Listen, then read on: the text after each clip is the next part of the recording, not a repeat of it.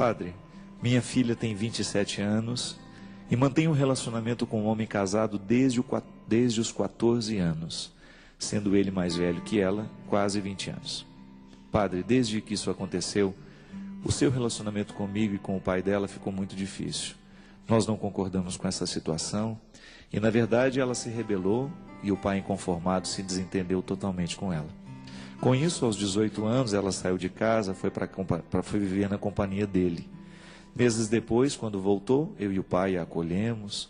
Ela estava desempregada, havia parado com os estudos, mas parecia que ia ficar bem.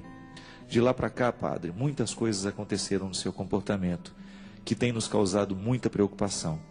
Além do relacionamento que ela continua com esse homem casado, ela mantém outros também. Sai sem dizer onde vai, com quem vai, quando volta, às vezes nem volta no mesmo dia, nos deixando extremamente preocupados. Ela não consegue romper com esse homem, definitivamente, e reconstruir a sua vida. Foram muitas as minhas tentativas de me aproximar, fazendo com que ela se abrisse comigo, mas foi inútil. Padre, eu me sinto mal, porque ela já é uma mulher e eu me sinto uma invasora. Quero ajudá-la, mas sinceramente não sei mais o que fazer, nem como fazer. O que sei, padre, e o que dói muito dentro de mim, é saber que para ela...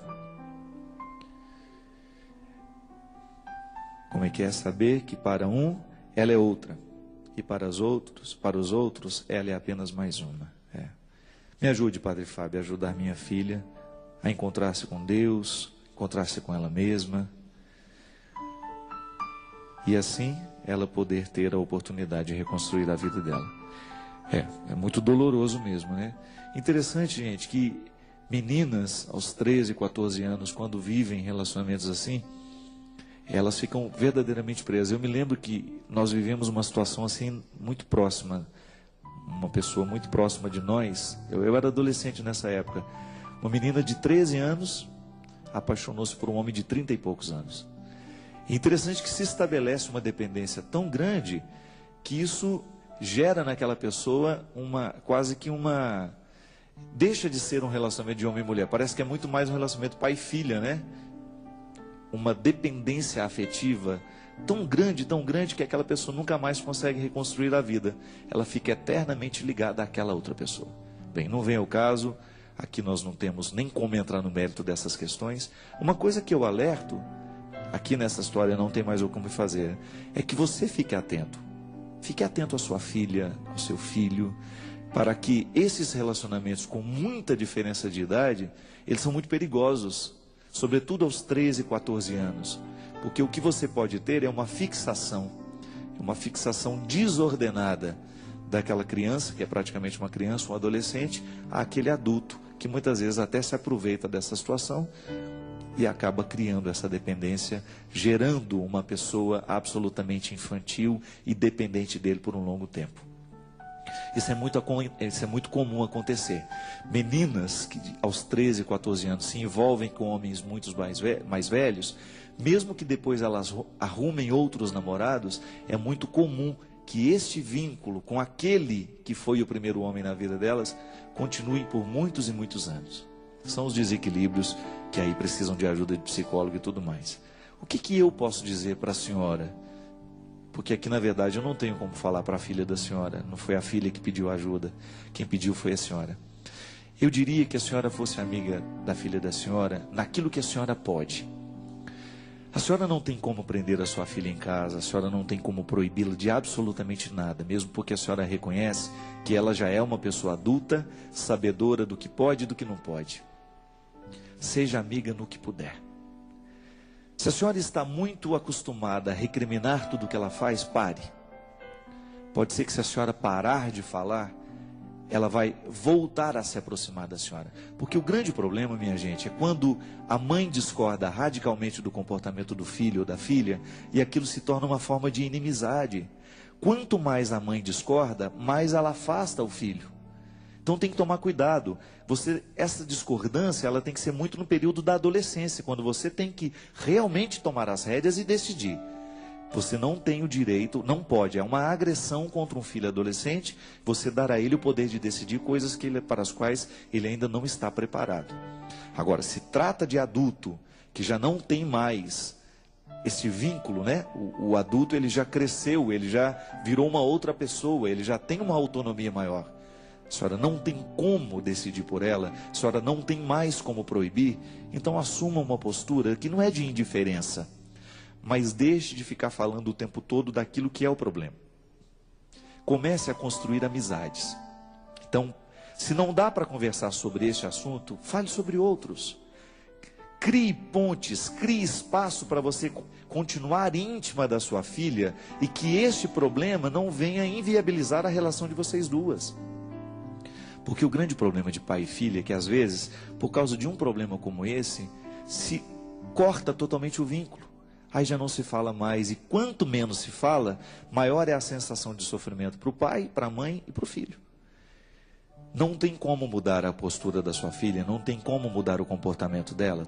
Então deixa ela viver a vida dela, ela continuar fazendo as escolhas dela, mesmo que a senhora não concorde, eu sei que é difícil.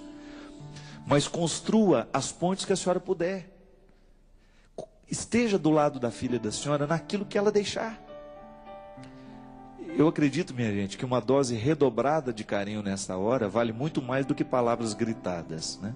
Se você tem uma atenção maior, com aqueles outros detalhes da vida dela que a senhora ainda tem acesso, é o jeito que a senhora tem de, quem sabe, dar a ela abertura para ela se abrir.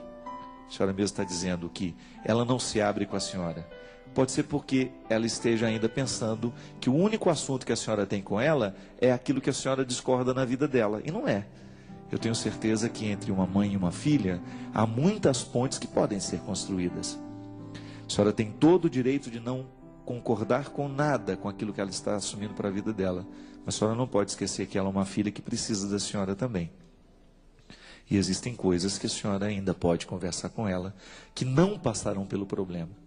Quem sabe, se a senhora assumir essa postura de ser amiga dela, de estar do lado, de recriminar menos, a senhora vai dar até condições à filha da senhora de sair dessa dependência, procurar uma ajuda.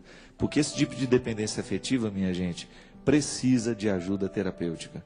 É muito difícil a pessoa superar isso sozinha. É aqui, é o livro. Este livro trata disso, você sabe disso, você que já leu. Quem me roubou de mim? Existem muitas pessoas, mas são muitas pessoas que estão roubadas de si mesmas. Isso acontece muito através das relações afetivas, isso acontece muito através das relações que se estabelecem entre namorado e namorada, marido e mulher. Pessoas que perdem o poder de decidir sobre elas. Uma menina que aos 13 anos se envolve com um homem de 30, é bem provável que esse homem, pela força, pela maturidade que ele tem, ele vá realmente sequestrar a subjetividade dessa menina, ficando na mão. É aquela velha história, né? Padre, eu estou na mão dele. Isso é terrível, ficar na mão dos outros. Ficar na mão dos outros é justamente você deixar que o outro decida sobre a sua vida. E muitas vezes o afeto, o sequestro do afeto, minha gente, ele tem esse poder.